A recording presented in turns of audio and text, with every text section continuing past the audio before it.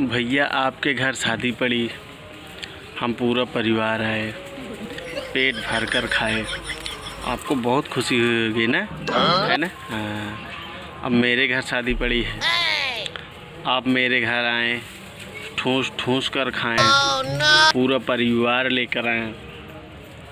ये मुझे कतई पसंद नहीं है। हाँ, अकेले आना, थोड़ा खाना, गर्मी बहुत है।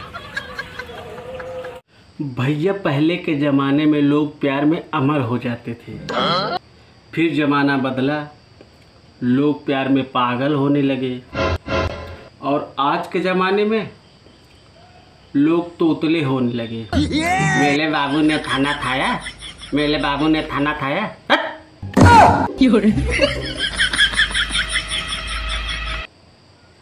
इस बार हमारे यूपी की गर्मी बहुत बढ़ गई है दोस्तों। कारण आपको पता है, क्योंकि उत्तर प्रदेश के मुख्यमंत्री दोबारा योगी जी बन गए हैं। लड़की अगर सीधी हो तो लोग कहते हैं गाय है गाय, लड़का अगर सीधा हो, बप्पा रे बप्पा, इस सर्व फलानवा का लड़का मऊगा है मऊगा।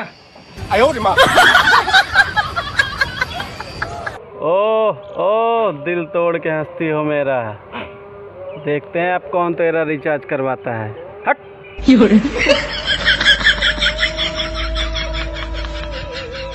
भैया भगवान के बाद एक पत्नी ही होती है जिसकी लाठी में आवाज़ नहीं होती।